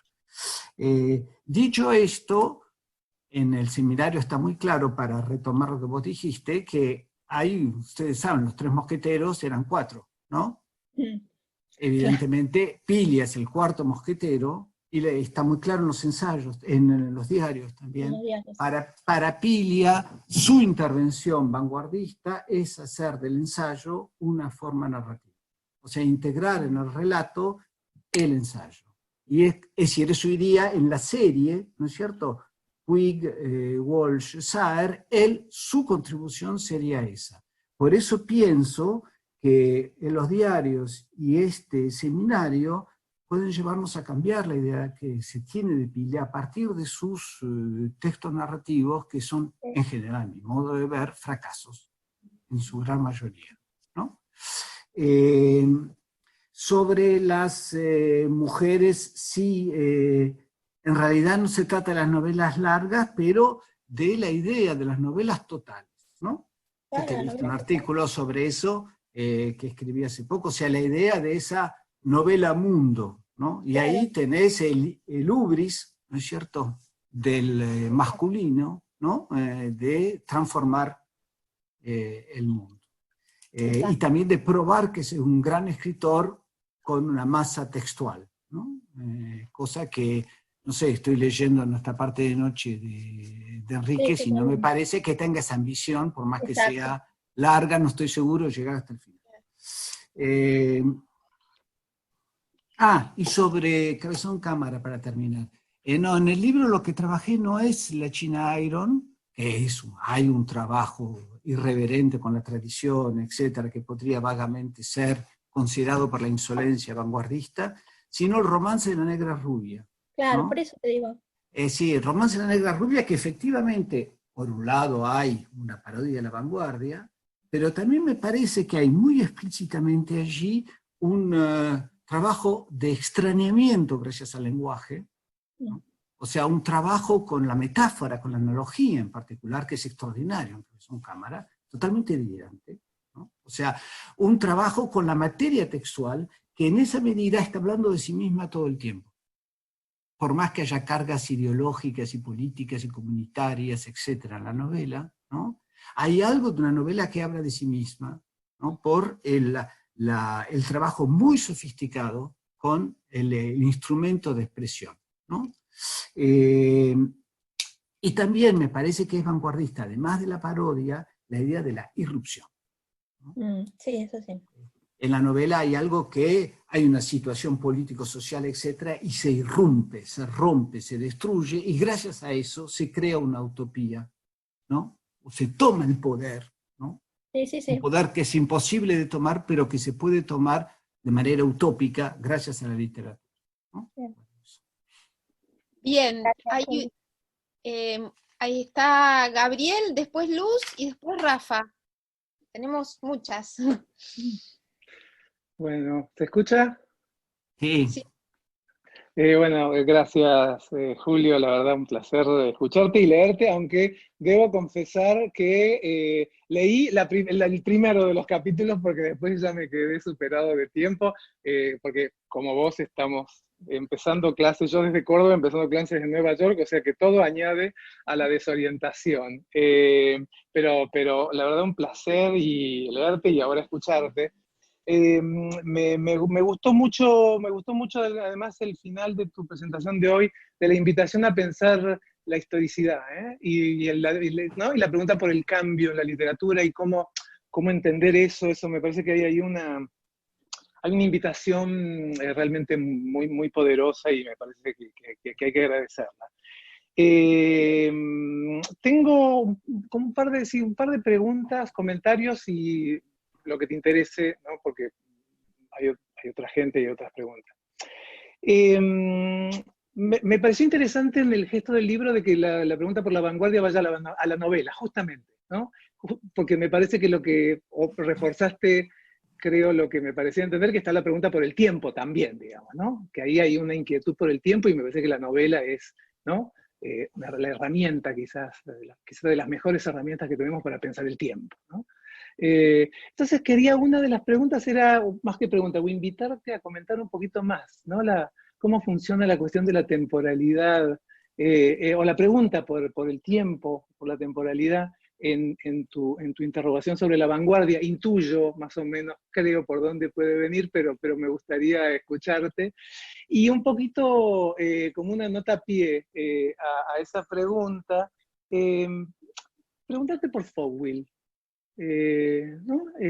Porque me parece que ahí en la saga de la novela argentina, Fogwill tiene un impacto muy, muy, muy grande, digamos, ¿no? En los cambios, ¿no? En las inflexiones de la novela argentina. Fogwill me parece, y me pregunto cómo tensa, no tensa, no sé si está trabajado en el libro, si te interesó, digo, esto, si te parece que puede ser productivo. El segundo comentario, pregunta, pero un poco hacia el final, ¿no? Un poco ahí sí, me parece que a contrapelo de lo que vos planteabas, ¿no? Cuando decías, porque también tiene que ver con la pregunta por la historicidad de lo literario, ¿eh? Y por la teoría del cambio en la literatura, que realmente me interesa mucho y me entusiasma mucho. Decías la historia contrafactual, digamos, ¿no? La historia, ¿no? Que cuando las mujeres, ¿no? Cuando leemos la literatura y escribimos la literatura del lado de las mujeres, se lee más o menos lo mismo, pero desde otro ángulo, ¿no? Y así también desde, ¿no? Yo te invitaría quizás a comentar más esto un poco y te propongo mi contraargumento, ¿no? Me parece que una historia contrafáctica de la literatura cambia lo que cuenta como literatura. Es decir, cambia el archivo, ¿no? Que la serie de lo que reconocemos como literatura no alcanza para albergar lo que escriben las mujeres. No alcanza para albergar lo que efectivamente escriben los indios. Que la serie literaria que ya tenemos trazada, sobre la cual elaboramos hipótesis de su historicidad, es insuficiente para albergar las irrupciones que nos obligan a recomponer eso que entendemos por literatura, y donde se leen las inscripciones de las voces que el canon literario tachó, ¿no? Y entonces ahí me pregunto si la noción de archivo, ¿no? en esa especie de proliferación, ¿no? Y de todo, ¿no? Esta multiplicidad, ¿no? De intervenciones que vienen desde ahí, pero si esa noción no nos sirve para complicar, ¿no? Una genealogía quizá demasiado nítida de lo que entendemos por literario. No sé si se entiende, era eso. Sí, entiendo, reacciono con lo que uno quiere entender cuando el otro habla, pero eso son todas las situaciones humanas. Y Gabriel, tenemos un montón de amigos en común y nunca te había visto la cara, así que me encanta la posibilidad de charlar con vos. Yo justo saqué mi video. Bueno, a ver, con respecto a la novela, efectivamente la idea es, no sé si era tu preocupación, pero no sé, Ricoeur dice en un momento dado que la literatura ofrece variaciones temporales, ¿no? Frente a los imperativos de la contradicción entre el tiempo subjetivo y el tiempo material cósmico, ¿no? Y que hay ciertos sistemas para conciliar esos dos tiempos, en particular el calendario, por ejemplo, pero que la literatura sería el discurso que se ocupa de ese resto, de eso que no puede ser formalizado por el discurso histórico, etcétera, con respecto al tiempo, ¿no? O sea que me parece que la cuestión de la literatura como una fábrica de tiempos alternativos, ¿no? Es una de las definiciones posibles, ¿no? También del cine, no seamos territoriales, también del cine, pero digamos en nuestro campo la literatura, ¿no? Y que hay entonces, por eso mi preocupación y mi interés por las escenas temporales, o sea, tratar de meterse en los textos y ver qué dispositivos temporales hay. Doy un ejemplo muy clásico porque es más fácil de entender, es la literatura fantástica, ¿no? Que supone la irrupción de lo arcaico en la modernidad, en el presente, ¿no? Esa ruptura del tiempo aparente con la irrupción de otro tiempo, es un ejemplo clásico. Pero ese ejemplo clásico, ¿cómo se articula, cómo se conjuga, cómo se declina en las literaturas posteriores, en los relatos? Que efectivamente el relato tiene un aspecto de verosimilitud temporal que no tiene la poesía, ¿no? O sea, relación con la historia, relación con el transcurso y por lo tanto predisposición para hacer tiempos alternativos, ¿no? Fouil, página en blanco. Leí todo Fouil y no encontré nunca lo que encuentran los demás en Fouil. Entonces, me debo, desde hace muchos años, meterme con Fouil, leerlo de nuevo, pensarlo de otra manera, porque me gustó, pero no. Pero como hay gente muy, muy respetable que habla de Fouil en esos términos, me digo que trabajo para el futuro o para la próxima charla. Pienso que una de las características, con respecto al archivo, ¿no? Etcétera, que una de las características, justamente, una manera de mirar la cosa es que la literatura es una fortaleza, ¿no? Con territorios ya fijados, con 5 líneas de defensa, y que está instituida sobre un pedestal y que es inamovible, ¿no? Efectivamente, en ciertos aspectos sociales, institucionales, lo es así, ¿no? No lo dudo. Pero, de hecho, la historia de los textos muestra una maleabilidad constante, ¿no? En donde la literatura no ha dejado de incorporar aquellos discursos que no eran considerados literarios. Puig, sin ir más lejos, ¿no es cierto? ¿No? O toda la relación entre alta cultura y baja cultura que tanto nos ha podido ocuparnos en algún momento del siglo XX. Entonces, efectivamente, pienso que hay un debate actual que pone en escena otra vez, no la muerte de lo literario, pienso yo, sino un debate sobre las fronteras de lo literario, ¿no? una ampliación de lo literario, una redefinición de lo literario, integrando mujeres o los indígenas, etc. Dicho esto, voy a decir una barbaridad, pero la pienso. Para mí el problema es textual, no de identidad cultural o de identidad sexual, ¿no? O sea, el problema es integrar textos, voces, modos de hablar, modos de entender el mundo distintos, no el origen de quien los enuncia. No sé si es, yo sé que no es así como se piensa la cosa, pero yo lo pienso así, ¿no? No, yo sí creo que es así como se piensa la cosa. Hay de todo, ¿no? Pero sí creo que es así. Pero sí, te digo, lo que sí, y con esto corto, sí me parece interesante ver cómo el momento en que se constituyen nuevas enunciaciones, o no nuevas, sino enunciaciones que estaban desde siempre, y llegan a escribirse, se reconfiguran las matrices textuales, ¿no? Es una disputa por la forma. Quiero decir algo más. También tengo otra obsesión anacrónica, es no desechar la discusión por el valor estético. O sea, en esa incorporación, ¿cómo hacemos cambiar? No digo que hay que aplicarle a los textos actuales los criterios del escribir bien de Flaubert, no es eso. Pero ¿cómo hacemos evolucionar, cómo adaptamos el valor estético en la lectura de estos otros discursos? Di una conferencia en Estados Unidos justo antes que se cierren las puertas, y alguien, un doctorando, me dijo, pero entonces usted, profesor, está postulando que el valor estético puede no ser un valor de derecho. Y yo ahí me dije, ahí yo tengo un problema. ¿Ves? O sea, hay un problema que, para otra discusión, cuando tengamos el gusto de tomar vino juntos. Bien, sí, se van abriendo como un montón de discusiones, pero creo que, aparte teniendo en cuenta las 5 horas de diferencia que tiene Julio, que para él son altas horas de la madrugada, vamos a terminar con las 2 preguntas o comentarios de Luz primero y después de Rafa, y con eso lo vamos a liberar. Bueno. No, lo mío va a ser breve, porque la verdad es que entre lo de Sandra y lo de Gaby retomaron muchas de las cosas que yo quería decir, así que simplemente en realidad era, bueno, primero me encantó el texto y me sirvió un montón, y retomar algo de lo que decía Sandra, de esta cuestión de la vanguardia como categoría, creo que se llama categoría deística, ¿no? También de cómo estar situada, cómo tiene que estar situada en un contexto para significar algo. Y yo, bueno, que lo mismo que Sandra, también al trabajar con realismo, también tenés esa misma perspectiva, y que vos lo mencionás en tu texto, ¿no? Y creo que funciona, bueno, y Sandra agrega acá lo del romanticismo, ¿no? Y yo me preguntaba, digamos, la pregunta que tenía, que también la retoma Gaby por otro lado, es, ¿qué pasa? Y yo me lo pregunto yo, ¿no? Es algo como una...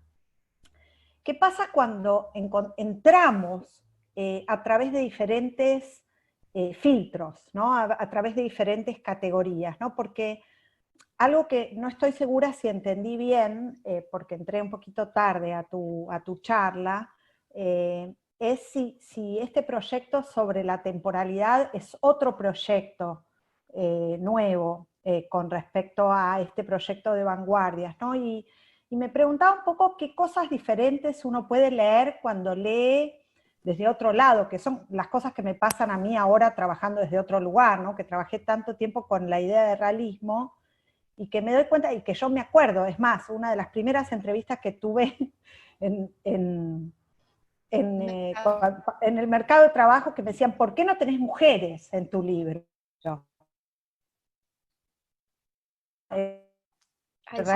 Y yo, en ese momento, la verdad, tampoco supe qué... ¿Cómo? No, se había cortado la voz. ¿Me cortó? Que tampoco, perdonen, me vengo acá, aunque está más oscuro, pero hay más señal. Que tampoco se sabía qué contestar, pero digo, hay algo en donde me parece que, y es una pregunta, tal vez como lo ves, si entrando desde otro lado surgen otros materiales también, ¿no? Un poco en relación a, y me preguntaba, no estaba segura si si este proyecto es un proyecto nuevo, ¿no? El que tenés, y si lo estás viendo de otra manera, ¿no? Y también de acuerdo con esta idea de que la vanguardia por ahí, digamos, está esto que vos aclarás en tu texto con respecto a lo de las mujeres, ¿no? Pero pienso que cómo estos filtros diferentes nos van dando otras posibilidades de lectura, ¿no? Otro material que no necesariamente, y ahí también el tema del valor me parece que cambia, ¿no? Digamos, no necesariamente es no valor literario, sino que cambia la manera de considerarlo, y por ahí lo que produce es algo de ese extrañamiento que vos rescatás al final vanguardistamente, pero visto desde otro lugar, ¿no? Que bueno, nada, no sé si querés comentar algo de eso, y si no, sí, seguimos, ¿no? No, está. No, quería quizás decir algo, no, con respecto a lo que dijiste al principio sobre modos de situarse. Me leí un texto de Bergson que me resultó totalmente así, revelador sobre lo posible. Y Bergson dice que lo posible es algo que se construye retrospectivamente. Es decir, es cuando algo sucede que vuelve retrospectivamente posible que eso haya sucedido, ¿no? O sea, que no se puede hoy decir que, no sé, una gran novela moderna tipo Faulkner o Saer es posible, ni que es no posible. Por ahí va a tener lugar y entonces vamos a encontrar las razones por las cuales fue posible, ¿no? En ese sentido se puede ser de vanguardia, ¿no? Aunque parezca que no es posible, alcanza a hacer lo que hizo Aira para que de pronto sea posible ser de vanguardia, ¿no? Aunque era imposible y sin embargo fue posible. No sé, bueno, no estoy muy seguro de contestar, etc. Después, con respecto a leer de otro lado, ya sé, entiendo por dónde vienen los tiros con respecto a tu intervención, es esa historia, esa suposición que incorporar en el archivo, para decirlo con Gabriel, ¿no? Otras voces supone leer desde otro lado y transformar el criterio de valor. Me parece un discurso, totalmente de acuerdo con eso, ¿no? Absolutamente de acuerdo con eso. La cuestión es, para mí, la cuestión central es que el valor no sea un valor de corrección ideológica, ¿no? O sea, que lo que legitima las obras no sea su correspondencia con principios que uno defiende, ¿no? Sino que se pueda discutir el valor y las transformaciones del valor. Pero si no, hay en Francia una expresión muy linda que dice, no hay que tirar al bebé con el agua del baño, ¿sabes? O sea que claro, terminás de bañar el bebé y en vez de tirar solo el agua, tirás el bebé y el agua, ¿no? Me parece que tiremos el agua, pongamos agua nueva, otros valores, ¿no? Abramos el archivo, pero guardemos el bebé. Porque si no, además, en términos de profesores de literatura, investigadores de literatura, me parece un poco amenazador. Pero tengo ganas de decir otra cosa como para terminar una autodefinición de mi posición, el leer de otro lugar. Nada que ver con el tema mujeres, pero sí que lo que me pasa a mí, que es fundamental en mi manera de pensar, es que soy un afrancesado, ¿no? Está mal, ¿no? Es un esnovismo fuera de época, anacrónico. Pero quiero decir que leo crítica francesa, tengo colegas muy buenos de literatura francesa, leo lo que sale, las novedades, leo un poco literatura francesa, no mucho, porque todo no se puede, y hay cosas que parecen absolutamente evidentes en Argentina o en Estados Unidos que en Francia serían impensables. No es una jerarquía, ¿eh? No digo que acá está bien y allá está mal. Digo que eso produce un desajuste que me lleva a plantearme la pregunta, pero entonces, ¿cómo? ¿No? Seguramente hacer un libro sin mujeres acá no plantearía problemas. Pero como estoy también con un pie en la Argentina, me digo, no, ¿cómo puede ser?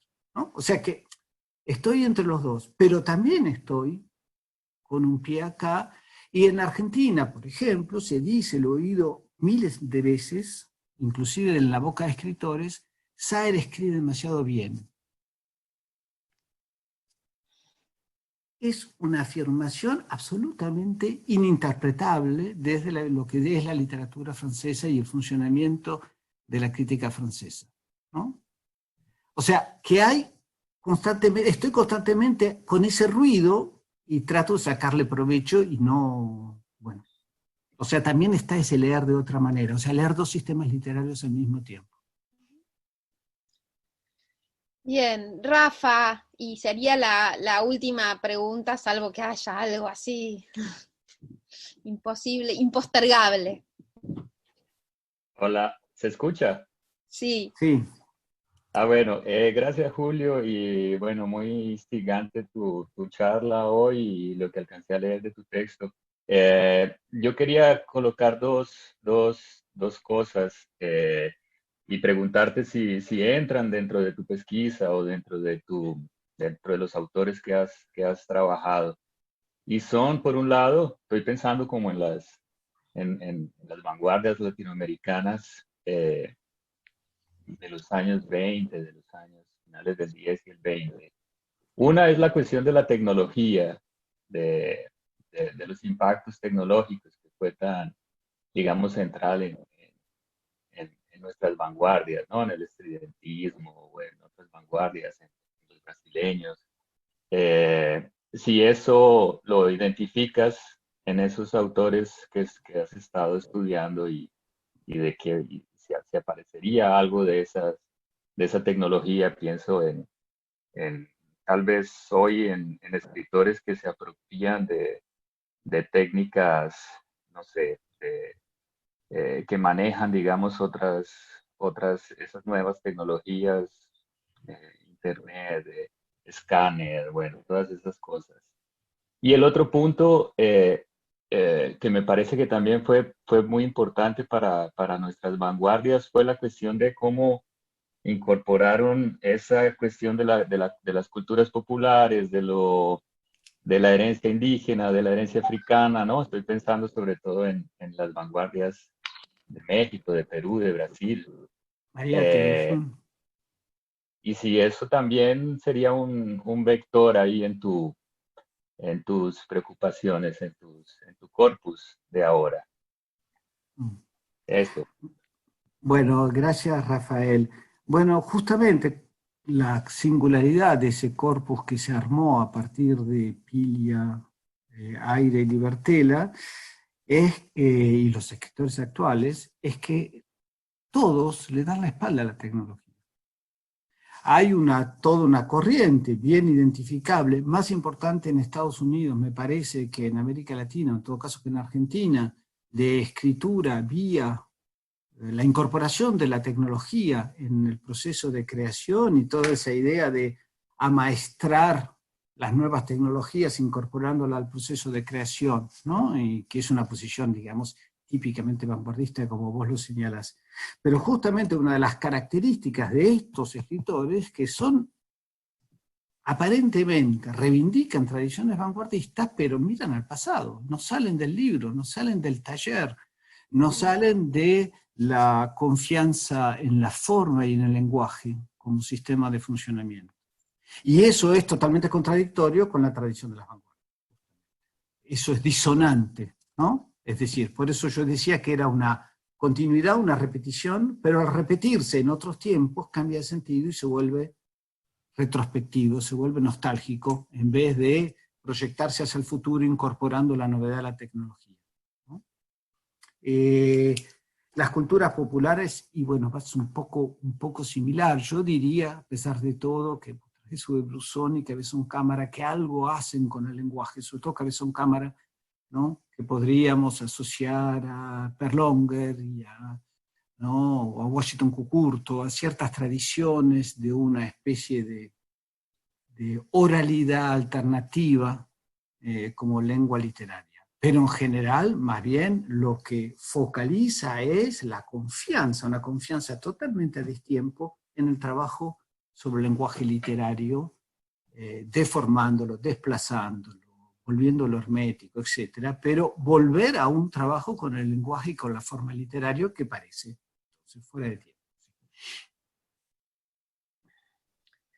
Bien, bueno, muchísimas gracias, Julio. La verdad que nada, me quedaron un montón de cosas resonando en la cabeza. Sería genial poder ir a tomarnos un vino y seguir conversando, pero Buah, quedará. la utopía, eso La volverá alguna utopía vez. alguna vez volverá, no sé, acá estamos cada vez más lejos, me parece.